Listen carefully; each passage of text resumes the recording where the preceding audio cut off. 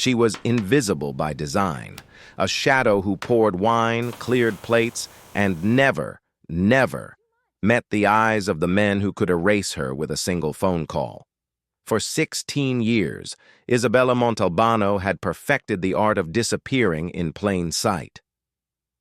But the night Don Vincenzo Battaglia walked into Ristorante Imperiale, she spoke 5 words in a dialect that hadn't crossed her lips since her family's villa burned to ash.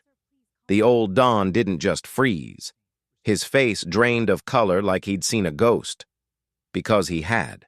And ghosts, in his world, were supposed to stay buried.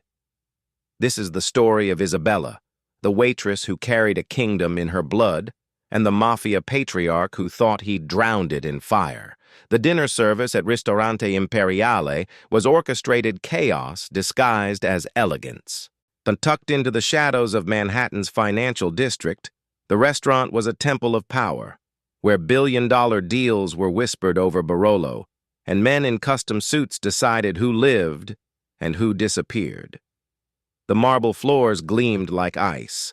The crystal chandeliers cast golden halos over tables where senators sat beside men the FBI had been chasing for decades. It was the kind of place where a bottle of wine cost more than most people earned in a month, and the staff knew that discretion wasn't just valued, it was survival. Isabella adjusted her apron for the 3rd time, her fingers trembling slightly as she smoothed the cheap fabric over her server's uniform. She caught her reflection in the polished brass of the espresso machine. Mousy brown hair pulled into a severe bun, dark circles under her eyes she no longer tried to hide. On a uniform deliberately 1 size too large, she looked exactly like what she'd spent 2 years becoming: forgettable, unremarkable, safe. She moved between tables like a whisper, keeping her head down, her steps quick and silent. Invisible, intangible, untouchable.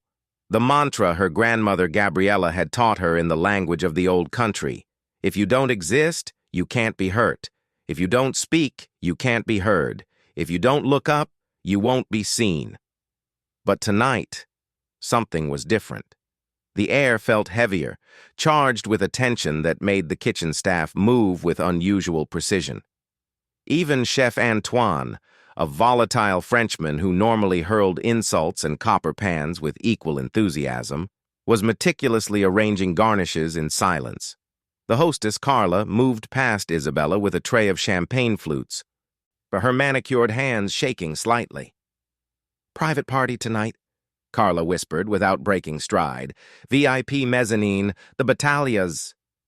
The water pitcher in Isabella's hand tilted. Ice clinked against glass. 1 cube escaped, skittering across the marble floor. Battaglia. The name hit her like a fist to the sternum.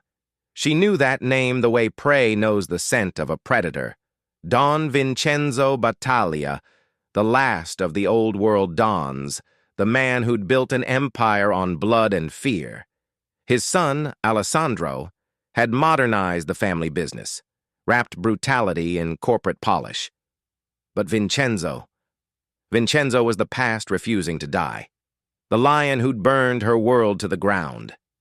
Every instinct screamed at her to run, to walk out the back door, disappear into the New York night, become someone else in some other city. She'd done it before, so she could do it again. But running meant drawing attention. Running meant questions. Running meant Carla would remember the waitress who'd bolted the night the Battaglias came to dinner. And in this world, being remembered was a death sentence. So Isabella Montalbano, who'd once been called Principessa in the halls of a Palermo villa, tied her apron tighter, lowered her eyes, and prayed to saints she'd stopped believing in. The front doors opened. The temperature dropped. And Isabella Montalbano, who'd once been the Principessa of Palermo, who'd watched her family burn, who'd spent 16 years burying her name in unmarked graves across 3 continents, felt the past wrap its cold fingers around her throat. She'd survived this long by being no one. Tonight, she'd have to remember who she was. The security detail entered first. Four men carved from granite, their suits expensive but their eyes cheap. Flat, dead, calculating. They moved through Ristorante Imperial like sharks testing water, hands hovering near concealed weapons, scanning faces, exits, shadows. One positioned himself by the kitchen doors, another near the coat check, the third at the base of the mezzanine stairs. The fourth remained at the entrance, a silent sentinel. The restaurant held its breath. Then Alessandro Battaglia walked in, and the room remembered how to exhale. Barely. He was devastating in the way a blade is devastating, beautiful, precise, deadly. Mid-30s, wearing a charcoal suit that had been cut by someone who understood the male form as architecture. His dark hair was swept back from a face that belonged on Roman coins, sharp cheekbones, a jaw that could have been carved with a straight edge, eyes the color of espresso that missed nothing. He moved with the fluid grace of a predator, each step purposeful, controlled. But it was his smile that unsettled Isabella most. When the restaurant owner, Antonio, rushed forward with trembling hands and excessive deference, Alessandro's expression softened into something almost human. "Antonio," he said, his voice carrying the faint music of Italian vowels beneath American consonants. "The renovations are beautiful. My father will be pleased." Warmth, genuine warmth. As if he were just another patron, not the man whose name appeared in FBI briefings and mob tribunal whispers. That's what makes him dangerous, Isabella thought, pressing herself against the wall near the other servers. He makes you forget what he is. But the room didn't freeze for Alessandro. It froze for the man who entered behind him. Don Vincenzo Battaglia looked like he'd walked out of a photograph from 1952 and refused to acknowledge the 70 years that followed.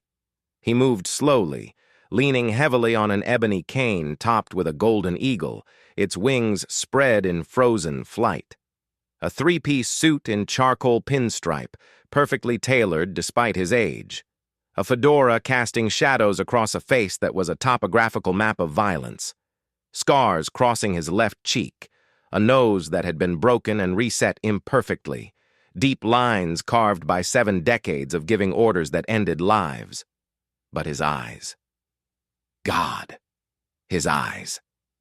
Even from across the room, Isabella could feel their weight. Dark, penetrating, ancient. The eyes of a man who'd seen empires rise and fall, he who'd built his own on the bodies of rivals, who trusted nothing and forgot nothing. Silence swept through the restaurant like a wave. Forks paused mid-air. Conversations died mid-sentence. Even the kitchen noises seemed to quiet. "Staff," Carla hissed, her voice barely above a whisper. "Line, now." Isabella's legs moved on autopilot, muscle memory overriding the screaming instinct to run. She took her place at the end of the line of servers, 8 of them total, standing at attention like soldiers awaiting inspection. She kept her eyes down, focused on the polished tips of her sensible black shoes. Invisible, invisible, invisible. The procession moved past. Isabella could hear the tap of Vincenzo's cane against marble, a rhythm like a countdown. Tap, tap, tap. The sound stopped, directly in front of her. The scent of expensive cologne and cigar smoke invaded her space. Bay rum and tobacco, old leather and older power. Isabella stared at the polished tips of his shoes. Italian leather, immaculate despite his age. "This one," Vincenzo said. His voice was like stones grinding together, rough and inexorable. "She's different." Isabella's heart slammed against her ribs. "Papa," Alessandro's voice, patient but edged with exhaustion. "She's just a server. Let's—" "No." The cane lifted, tapped once against Isabella's shoe. "Look at me, child." Every survival instinct Isabella possessed screamed at her to keep her eyes down, to disappear, to cease existing. But disobedience would draw more attention than compliance. She forced herself to look up, and immediately regretted it.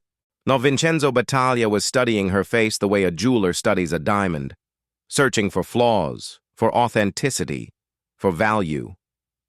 His eyes moved from her hair to her features, to the deliberate exhaustion she'd painted into her expression. For one terrible moment, Isabella was certain he could see through it all, the dye in her hair, the persona, the lies, down to the bloodline written in her bones. Her grandmother's voice whispered in her memory, "When the wolf stares, become the rabbit." Isabella let her eyes widen, let her lower lip tremble, pitched her voice higher, breathier than natural. I'm so sorry, sir," she stammered, adding a slight shake to her hands. I've never served anyone so important before." Vincenzo tilted his head slightly, like a hawk examining prey. The silence stretched, elongated, and became unbearable. Then he laughed, a dry, wheezing sound that held no humor, only assessment. "Important," he repeated, as if tasting the word. He glanced at Alessandro. "She thinks we're important, figlio mio." "We're just here for dinner, Papa," Alessandro said smoothly. But Isabella caught the way his eyes lingered on her face, curious now where they'd been indifferent before. Vincenzo turned back to Isabella, and for a fraction of a second, she saw something flicker in his expression. Recognition? Suspicion? But then it was gone, replaced by dismissive amusement. "Bring us wine, little mouse," he commanded, his cane tapping the floor once for emphasis. "Brunello di Montalcino, the 2010, and try not to spill it." "Yes, sir, right away, sir." Isabella dropped her gaze, practically bobbing in subservience. And the procession moved on, the tap of the cane, the measured footsteps, the security detail falling into formation. Up the stairs to the private mezzanine, where velvet ropes had already been drawn and tables cleared. Isabella remained frozen until they disappeared from view. Then her knees buckled. She caught herself against the wall, one hand pressed flat against cool plaster, breathing through her nose to keep from hyperventilating. "Oh my God!" Marco, one of the other servers, grabbed her elbow. "Bella, you're shaking. Are you okay?" "I'm fine," she managed. "Fine? The Don talked to you. Actually talked to you. Do you know how lucky—" "Rossellini!" Carla's voice cracked like a whip. The floor manager materialized beside them, her face flushed, her eyes bright with a manic energy. "You're serving the Battaglia table, exclusively. Marco? You cover her section. Move." Marco squeezed Isabella's arm once, sympathy or warning, she couldn't tell, and vanished. Carla leaned in close, her breath smelling of espresso and anxiety. "Do not embarrass this restaurant. Do not embarrass me. Smile. Be pleasant. Do exactly what they ask. Understand?" "Yes, ma'am." "And Bella?" Carla's voice dropped to a whisper. "Don Vincenzo liked you. That's good. That's very good. Just keep him liking you." She swept away, already barking orders at the kitchen. Isabella stood alone in the corridor between the dining room and the wine cellar, her reflection ghost-like in the brass trim of the wall sconces. She'd survived the first test, but the night had only just begun. And somewhere above her, on the private mezzanine, the man who'd murdered her family was waiting for his wine. And the wine cellar was a cathedral of glass and oak, temperature controlled to exactly 55 degrees. Isabella's hands trembled as she located the Brunello di Montalcino 2010, a bottle worth more than 3 months of her rent. She cradled it like an infant, checking the label twice.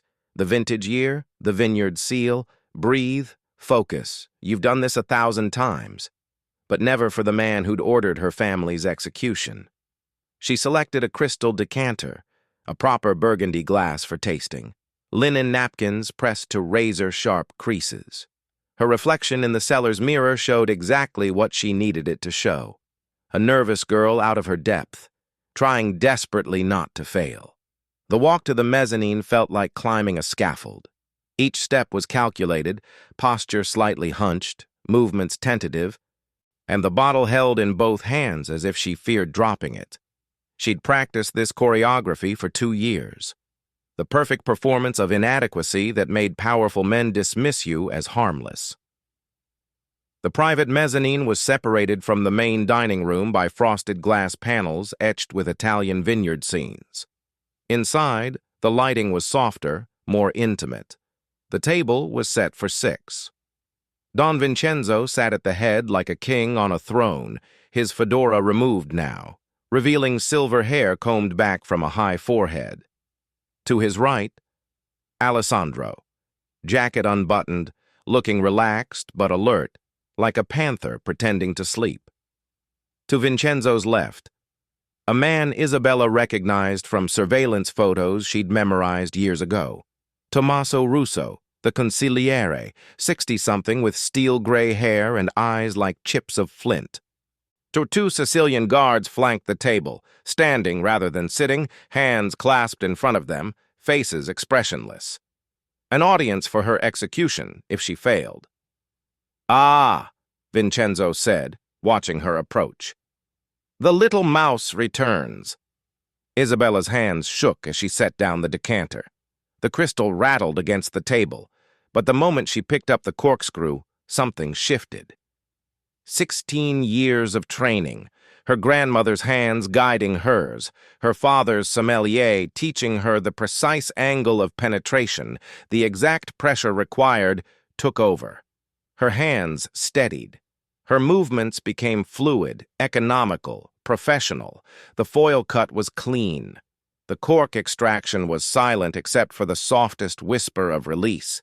She poured exactly 2 ounces into the tasting glass, the wine cascading in a perfect arc, and not a drop spilled. Alessandro noticed. She could feel his attention sharpen, his dark eyes tracking her transformation from trembling amateur to practiced professional. "Mistake. You showed competence. That draws attention." But it was too late to fumble now. Vincenzo lifted the glass, swirled it with the casual expertise of a man who'd been drinking wine since before she was born. He inhaled, sipped, held it in his mouth, swallowed, nodded. Acceptable. He set down the glass and fixed her with that penetrating stare. "You are Sicilian?" The question landed like a punch. Isabella had prepared for this, had rehearsed it. "My grandmother, sir," she said softly, keeping her eyes downcast. "On my mother's side." "Where from?" "Catania, sir." Vincenzo scoffed, waving a dismissive hand. "Catania, fishermen and fools. I'm more Greek than Italian." He leaned forward, switching from English to standard Italian, his words flowing with the musical cadence of the old country. "Capisci quello che dico? O sei solo un'americana con un cognome italiano?" "Do you understand what I'm saying? Or are you just an American with an Italian surname?" Isabella lowered her head, made her response deliberately halting, heavily accented, grammatically imperfect. "Capisco un poco, signore. My nonna, she... Teach me. Little bit."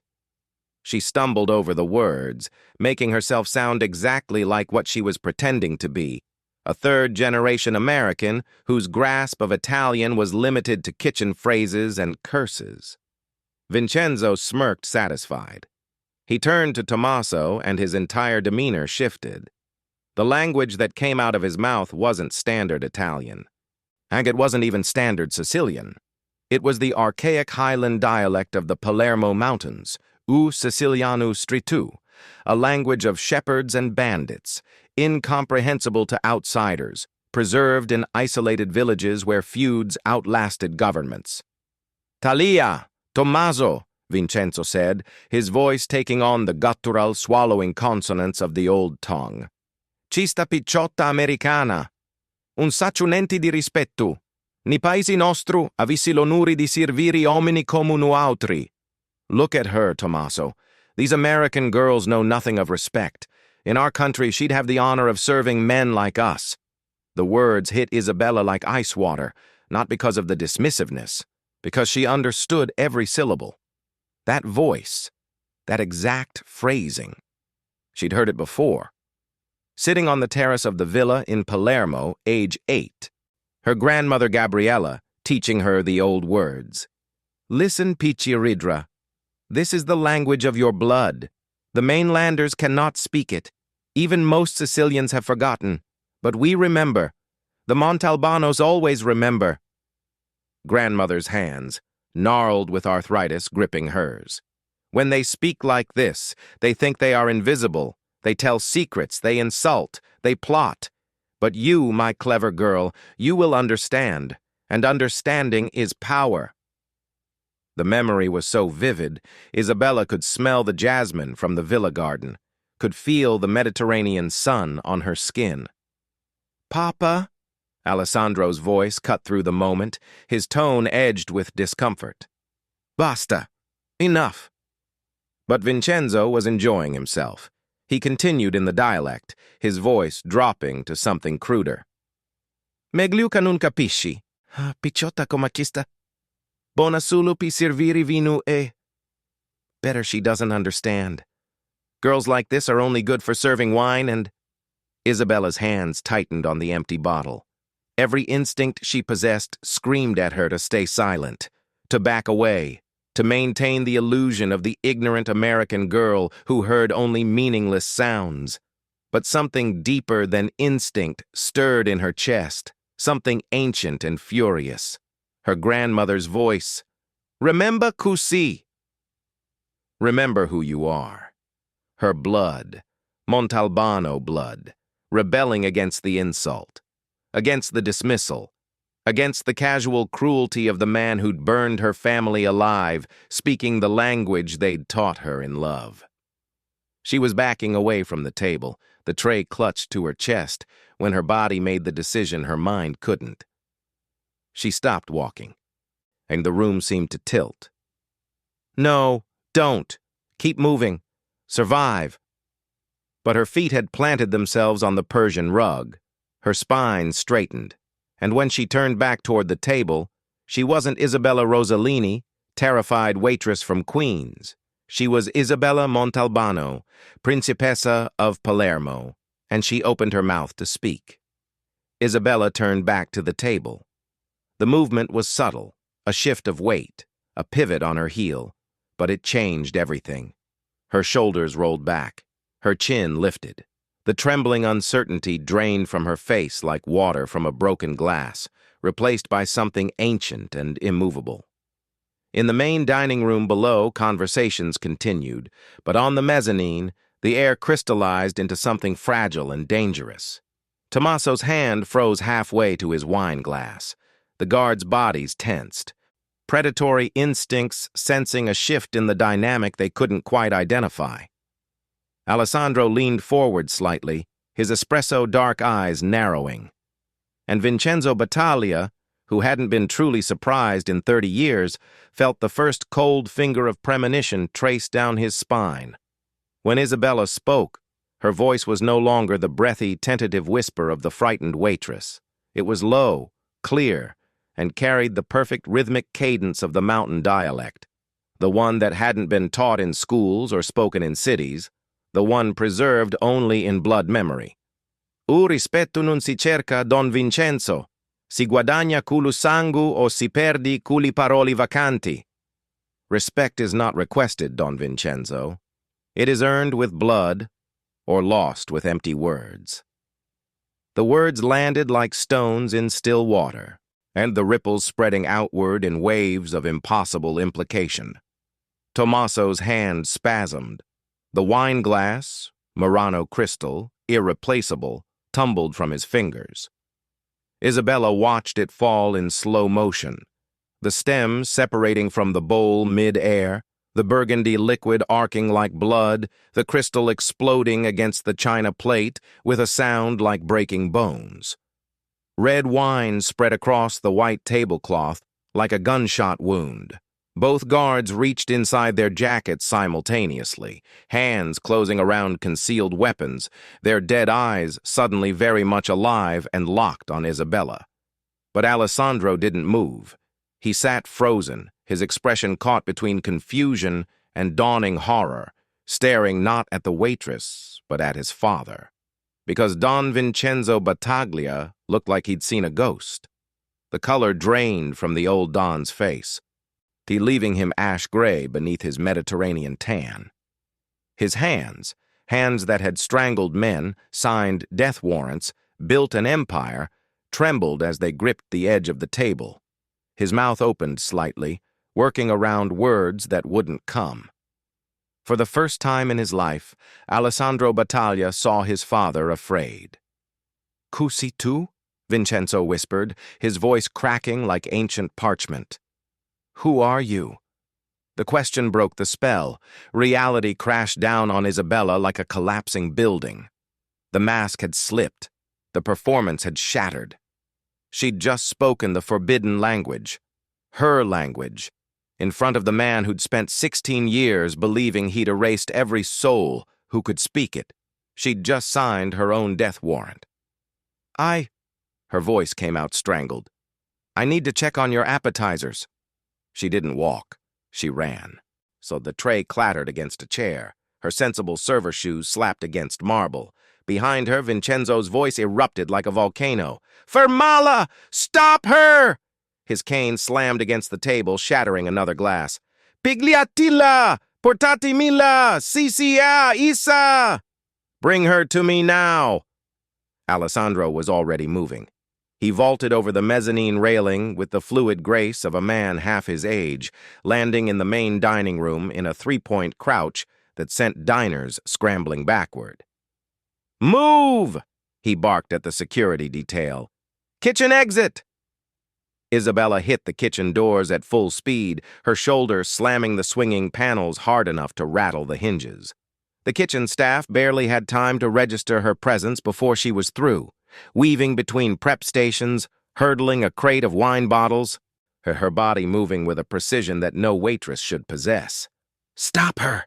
Alessandro's voice, close behind. She grabbed a stack of sauté pans from a shelf and hurled them backward without looking. The crash bought her 3 seconds. The back door. Emergency exit. She slammed the push bar and burst into the alley. Rain hit her face like bullets.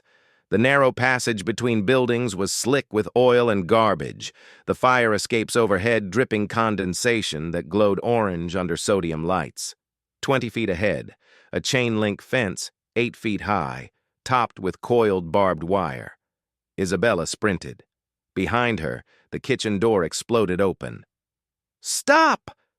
Alessandro's hand was going to his hip, to the weapon she knew was holstered there. She hit the fence at full speed and climbed. Her hands found purchase in the diamond pattern, as her feet driving upward with the muscle memory of a childhood spent scaling the walls of her family's compound. Over the top, don't think about the barbed wire, slip between the coils there. "Freeze or I shoot!" Alessandro's voice. Isabella paused at the apex of the fence, balancing on the top rail. Rain plastered her hair to her skull. Her server's uniform was torn, but when she looked down at Alessandro Battaglia, standing in the alley with his gun drawn but not raised, his face a mask of confusion and calculation, she wasn't afraid. She was furious. "You don't know what you've done by coming here," she called down, her voice carrying over the rain and the distant sirens of the city. "Who are you?"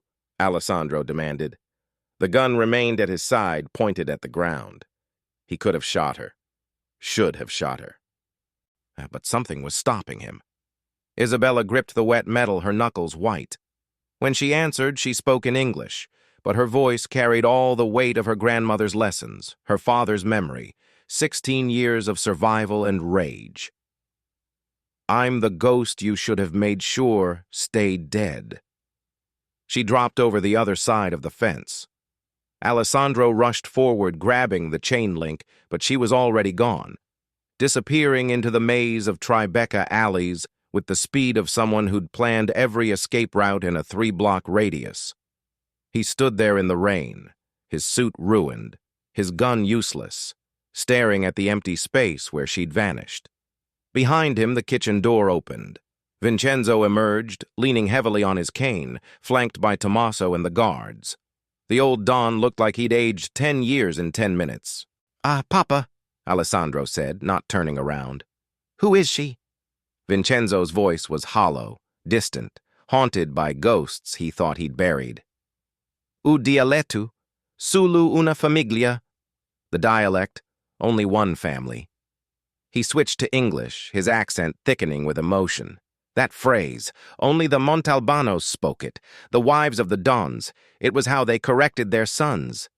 He looked at Alessandro, his eyes wet, from rain or tears, impossible to tell. I thought we killed them all.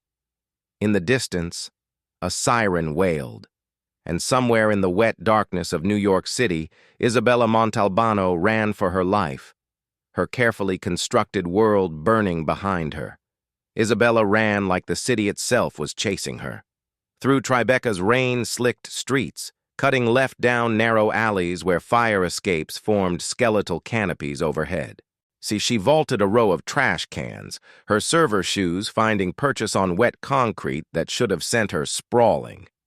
At Canal Street, she dove into the subway entrance, took the stairs 3 at a time, then immediately doubled back, emerging from a different exit while commuters streamed past, oblivious.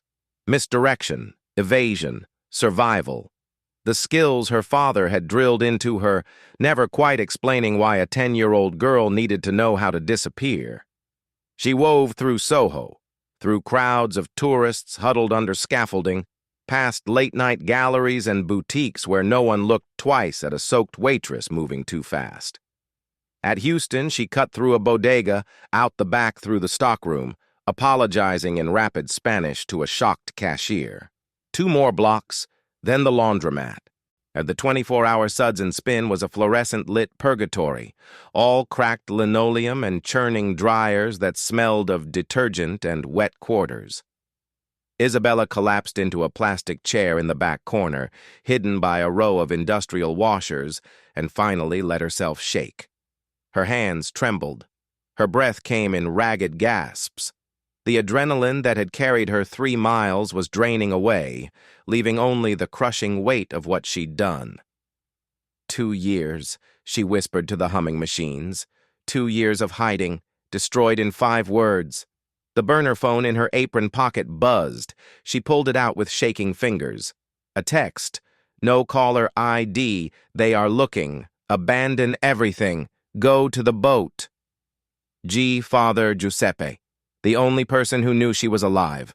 The only link to her past she'd allowed herself to keep. And Isabella stared at the words, then crushed the phone in her fist. She pried out the SIM card with her fingernail, snapped it in half, and dropped the pieces into a nearby trash bin, filled with lint and discarded fabric softener sheets. Mental inventory. $73 in tips from her apron. A locker key on a chain around her neck. The folding knife in her sock. 3 inches of carbon steel her father had given her on her 11th birthday. Everything else. The apartment in Queens, the fake documents, 2 years of careful construction, was ash now. Because you couldn't keep your mouth shut. Because pride is stronger than survival. Because you're a Montalbano, and Montalbanos burn rather than bow. The memory came unbidden, vivid as a knife wound. The villa in Palermo, terracotta roof tiles hot under the Mediterranean sun. She was 10 years old, sitting on the terrace with Nonna Gabriella, learning the old words. "Repeat, Picciridra," her grandmother said, her gnarled hands cupping Isabella's face. "U rispetto non si cerca." "U rispetto non si cerca," Isabella repeated carefully. "Si guadagna culu sangu." "Good. You have the music in you. The tongue of your ancestors." Gabriella's eyes, clouded with cataracts but sharp with intelligence, studied her. "Someday you will need this language. When the wolves speak, thinking the sheep cannot understand, you will know their secrets." Later, her father, Don Lorenzo Montalbano, elegant in linen despite the heat, crouching beside her in his study. "When the wolf hunts, tesoro, where does the rabbit run?" "To the den," Isabella answered. "No." He tapped her nose gently. "The den is where the wolf expects you. The rabbit runs to the water, always to the water. Wolves cannot track what they cannot smell." She didn't understand then. She understood 2 years later, the night of fire, age 12, jerking awake to smoke and screams, her mother's voice high with terror, shouting for Lorenzo. The window of her bedroom exploding inward, men in dark clothes pouring through. But not her window. She was already moving the way Papa had taught her, down the servants' stairs to the hidden passage. Father Giuseppe's hands grabbing her in the kitchen, wrapping her in rough canvas rugs that smelled of fish and salt. Don't speak, don't move, don't breathe loud. Being carried. The world reduced to darkness, and the priest's ragged breathing. Voices shouting in Italian, "Find the girl! Vincenzo wants them all!" Her mother's scream cutting off abruptly. But the fishing boat, its engine coughing to life. Giuseppe unwrapping her just enough to see. The villa behind them, burning. Flames reaching toward the stars like grasping hands. And on the terrace, backlit by fire, Nonna Gabriella standing with her cane, refusing to run. The old woman turned, looked toward the harbor as if she could see the boat, and spoke words Isabella heard in her heart rather than her ears. "Remember chi sei, Isabella. Remember who you are." Then the roof collapsed, and the villa, 300 years of Montalbano history, became a pyre. Isabella surfaced from the memory, her face wet with tears she didn't remember crying. The laundromat's fluorescent lights buzzed overhead, indifferent to her ghosts. She stood, wiped her face with her sleeve, and made her decision. Red Hook. The docks. If Father Giuseppe would have a boat waiting, as he always promised he would if this day ever came.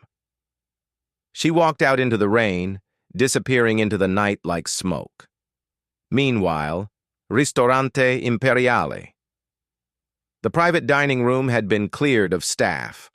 Only Vincenzo, Alessandro, and Tommaso remained, surrounded by the wreckage of the evening, shattered crystal, spilled wine, the ghost of a girl who shouldn't exist. Vincenzo sat in a leather chair, looking every one of his 74 years. He stared at nothing, a glass of grappa trembling in his hand. Alessandro paced, his jacket discarded, his shirt sleeves rolled up, reviewing footage on a tablet. "Look at this," he muttered. "Every camera angle. She's always turned away, face never visible, like she knew where they were." "Her employee file?" Vincenzo asked, his voice hollow. Tommaso consulted his phone. "Fake. Social Security number belongs to a woman who died in Phoenix in 2019. Address is a mail drop. Previous employment, all fabricated." He looked up. "She's a ghost, Don Vincenzo. Professional grade." "That phrase," Vincenzo whispered. He set down the grappa before he dropped it. "Only the Montalbanos used it. The old families knew it. It was how the matriarchs disciplined the young men. A correction. An assertion of authority." Alessandro stopped pacing. "The Montalbanos are dead, Papa. You—" He hesitated. "You killed them. All of them. 1998. The Night of Knives." "We found bodies," Vincenzo said. "We confirmed them. Lorenzo, his wife Francesca, the sons Carlo and Marco." His hands tightened on the arms of the chair. "But Lorenzo had a daughter, Isabella. She was 12. We found a body." Dental records matched. "Dental records can be faked," Tommaso said quietly, "if you have the right connections. If you have a priest who knows how to smuggle children." The implications settled over the room like a shroud. Vincenzo stood, leaning heavily on his cane, but when he spoke, the frailty was gone. The lion was back. "Find her," he commanded. "Use everything, every contact, every camera, every informant." He looked at Alessandro. "Find her before our enemies discover a Montalbano lives. Because if they learn that girl exists, if they learn Lorenzo's daughter survived, they'll rally behind her," Alessandro finished. "The old families. The ones who remember when the Montalbanos ruled Palermo." "It will be civil war," Vincenzo said. He walked to the window, staring out at the rain-soaked city where somewhere, with the past he'd tried to bury, was walking around with his death sentence in her eyes. "Find Isabella Montalbano," he said, "and bring her to me alive." Red Hook was where the world went to rust, an industrial wasteland of salt-crusted brick and skeletal cranes. It smelled of diesel and the stagnant rot of the East River. Bella moved through the shadows of Pier 19, her breath hitching as she reached the abandoned chandler's shop. The windows were boarded, weeping grime, but this was the coordinate etched into her marrow.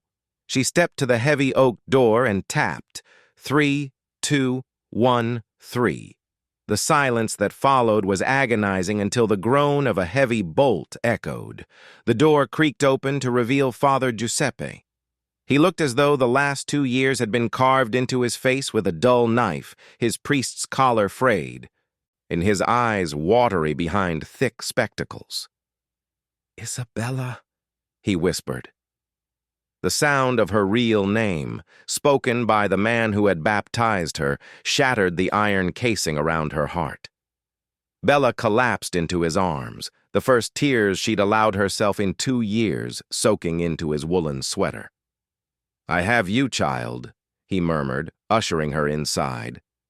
The shop was a graveyard of nautical junk, but behind a false wall of shelving lay a clean, cramped sanctuary. Giuseppe worked with practiced efficiency, cleaning the gash on her arm and pressing a bowl of hot broth into her hands. "I've watched from the edges, Isabella, praying you'd find your way here," Giuseppe said, his voice gravelly. He knelt by a loose floorboard, prying it up to reveal a steel lockbox. "Your father knew the end was coming. He left an emergency package. The Montalbano legacy isn't just gold, child. It's il libro dei segreti, the book of secrets." Bella froze, the spoon halfway to her lips. "The blackmail ledger. Offshore accounts, sleeper agents, and the sins of every family in the city," Giuseppe nodded. "Including the battaglias. It is your inheritance, and your weapon." He set the box on the table. Bella stared at the cold metal. "If I open this, I'm not just a ghost anymore. I become the target." "You became the target the moment you stepped onto that stage tonight," Giuseppe countered softly. He poured 2 glasses of dark red wine. "To your father's memory. To justice." Bella took a sip, the wine tart and heavy. She reached for the lockbox, her fingers trembling, but as the lid clicked open, Giuseppe's hand went to his throat. He gasped, a wet, rattling sound, and his face contorting into a mask of sudden agony. The wine glass shattered against the floor. "Father!" Bella lunged forward, but he staggered back, clutching his chest before collapsing in a heap of black robes. Poison. The front door didn't just open, it exploded. Bella drew her knife, backing toward the rear window as 3 figures stepped through the dust. It wasn't the mercenaries from the gala. It was Tommaso, flanked by 2 battaglia soldiers. "Don Vincenzo doesn't want you hurt, signorina," Tommaso said, his voice eerily calm. "He wants to talk." "Your master killed my family," Bella spat, her blade level. "There is nothing to discuss." Tommaso stepped over Giuseppe's body, a cold smile touching his lips. "You think I'm here for the Don? Vincenzo is an old man clinging to a dying throne. I didn't wait 2 years for a Montalbano to resurface just to hand her over to that fossil. I want the book, Isabella. With you as my figurehead and those secrets in my hand, we don't just survive, we rule." The betrayal tasted worse than the wine. Tommaso wasn't a loyal dog. He was a wolf waiting for the pack leader to tire. "Never!" Bella hissed. She slammed the lockbox shut, triggering the emergency smoke canister rigged inside. Thick, acrid gray clouds billowed instantly. Bella didn't wait. She dived through the window, hitting the rusted fire escape and scrambling upward. She sprinted across the interconnected rooftops of Red Hook, lungs burning, the boots of the soldiers thundering behind her. She reached the edge of a warehouse overlooking the churning black water of the river. Jump and drown, Isabella, Tommaso shouted, now emerging from the rooftop stairwell. Or come with me and take what's yours. Suddenly, high beams cut through the dark from the street below. 3 SUVs screeched to a halt. Sandro Battaglia stepped out, his face a mask of cold fury, flanked by a half-dozen gunmen. He looked up, his eyes locking onto Tommaso. "Tommaso, you're out of your jurisdiction!" Sandro roared, his men leveling rifles at the rooftop. Bella stood on the precipice, caught between the traitor above and the executioner below. The Battaglia family wasn't just coming for her. They were tearing themselves apart, and she was the prize in the middle of a civil war. The wind off the East River screamed, but the silence on the rooftop was louder. Bella stood on the ledge, a ghost caught between 2 living monsters. Above her, Tommaso's eyes were frantic with ambition. Below, Sandro Battaglia looked up with a face of carved stone. "Your father is weak, Sandro," Tommaso shouted over the gale. "The old ways, the honor, the shadows, they're dead. This girl and that book are the keys to the future." Sandro's gaze flickered to the shattered window of the shop where Father Giuseppe lay.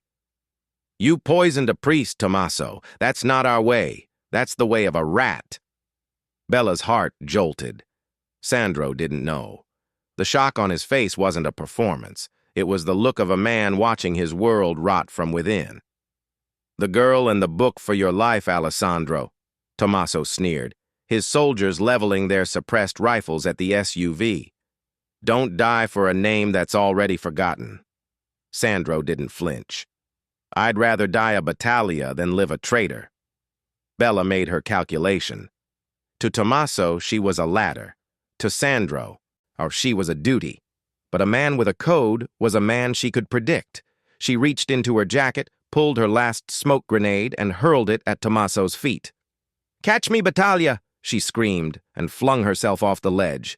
Gravity claimed her for a terrifying second before she slammed into Sandro's chest. The impact sent them both crashing through a glass skylight. They plummeted onto a pile of canvas sacks in the warehouse below, glass raining down like jagged diamonds. Bullets immediately shredded the roof above them. "Are you insane?" Sandro wheezed, rolling off her and drawing his weapon. "I trusted that you hate traitors more than you hate me," Bella hissed, dragging him behind a massive industrial generator. "My father will want you dead the moment he finds out you're breathing," Sandro said, checking his magazine. "Your consigliere just tried to kill you both. Priorities, Battaglia." They moved as one, a dance of necessity. When Tommaso's men dropped through the skylight, Bella didn't hide. She moved like a blur of Krav Maga and street-honed brutality, snapping a soldier's wrist and using his own momentum to drive him into a steel pillar. Sandro watched, a mix of horror and grim respect in his eyes, before he laid down cover fire. They broke for the SUV, tires screaming as Sandro floored it through the industrial maze of Red Hook. He didn't take her to a safe house. He drove to a nondescript loft in Dumbo. Inside, the air smelled of turpentine and expensive tobacco. It was a painting studio, filled with canvases that looked like raw wounds, swirls of deep crimson and midnight blue. "The Mafia Prince is an artist?" Bella asked. Leaning against a workbench, her adrenaline finally fading into a dull ache. "The artist's son became a Mafia Prince," Sandro corrected, his voice hollow. "There's a difference." The truce was fragile. Bella bluffed, claiming she had the Book of Secrets on her, hiding the fact that it was still in Giuseppe's safe. Sandro didn't press. He was too busy tending to the gash on her thigh with a surprisingly steady hand. As he cleaned the wound, the proximity felt dangerous. The hatred was there, but beneath it was a magnetic pull, 2 orphans of a war they hadn't started. "I watched you for 2 years," Bella whispered. "You're not your father." Sandro looked up, his thumb brushing the skin near her bandage. "And I watched you tonight transform from a mouse into a queen. Who are you really, Isabella?" She told him, not everything but enough.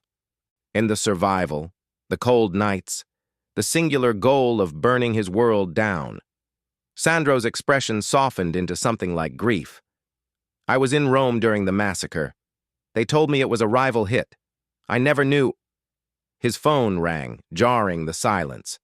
Vincenzo, Sandro answered, his voice steady. I lost her, father. She went into the river. I'm heading to the docks to search. He hung up, the weight of the lie hanging in the air. You just chose a side, Bella said. Sandro looked at his paintings, then back at her. I chose the truth. Now we find out why Tommaso is willing to burn the city down for that book. The studio was quiet, save for the hum of a drone controller. Sandro's fingers moved with surgical precision over the screen, the thermal feed from Red Hook glowing in ghostly shades of blue and white. Tommaso will have eyes on the front, Sandro said, pointing to 3 heat signatures hovering near the chandler's shop. But he's arrogant. He won't expect us to come from the harbor. An hour later, they were cutting through the black silk of the East River in a low-profile skiff. The city lights glittered behind them like fallen stars, indifferent to the war brewing in the shadows. Bella checked the action on her handgun, the cold, tactical gear, a second skin. If we survive this, Sandro said softly, his eyes on the horizon. What will you do, Isabella? Truly. Bella didn't look at him. I don't think about after. After is where hope lives, and hope gets you killed. Hope is the only thing that keeps the blood from turning to ice, he countered. They reached the pier, slipping into the shop through a rotted loading bay. The space was eerily silent. Giuseppe's body was gone, the floor scrubbed of his life's blood. The shop had been hollowed out. It's a trap, Bella hissed, but she was too late. Flashlights cut through the dark, but the voices that followed weren't Italian. The harsh, guttural commands belonged to the Russian Bratva. Volkov's men, Sandro whispered, his face turning pale as they dived behind a stack of rusted anchors. Tommaso hasn't just gone rogue. He sold us to the Russians. The shop erupted in a hail of lead. Wood splinters rained down like shrapnel. As Sandro returned fire, his expression was one of pure, shattered betrayal. Tommaso hadn't just plotted a coup. He had invited a foreign plague into their territory. "We have to get the box!" Sandro yelled over the roar of a submachine gun. "The book isn't here!" Bella shouted back. Sandro froze, ducking as a bullet sparked off the anchor. "What? You said—" "I lied. Giuseppe had secondary drops. We're leaving." She didn't give him a choice. Bella kicked out a floorboard and plunged into the freezing, oily water beneath the pier. Sandro followed a heartbeat later. They swam in the suffocating dark, lungs screaming, until they emerged blocks away beneath the jagged foundations of St. Anthony's Church. The rectory basement was a tomb of damp stone and incense. Inside a confession booth, Bella pressed a hidden catch behind a decorative fleur-de-lis. A panel popped open, revealing a leather-bound ledger. Il libro dei segreti. They huddled on the floor, the beam of a single flashlight illuminating her father's elegant, slanted handwriting. As Bella flipped the pages, the scale of the rot was laid bare. It wasn't just a ledger, it was a map of a decade-long infection. "Tommaso has been selling your father's routes to Dmitry Volkov for years," Bella said, her voice trembling as she read. "The plan was to frame you for the leaks, kill Vincenzo, and install Tommaso as a puppet. Volkov gets the port. Tommaso gets the throne." Sandro's jaw tightened until the bone looked ready to snap. But then Bella reached the final entries, the ones dated the night of the massacre. Joint operation. Battaglia and Volkov. Target, Montalbano. Russians required Palermo routes. And there, in the margin, a handwritten note in Vincenzo Battaglia's heavy script, "Necessary alliance. Regret. Children." The air left Bella's lungs. Vincenzo had ordered the strike, but he had mourned the cost. He wasn't a mindless butcher. And he was a man who had sold his soul for a peace that Tommaso had already traded away.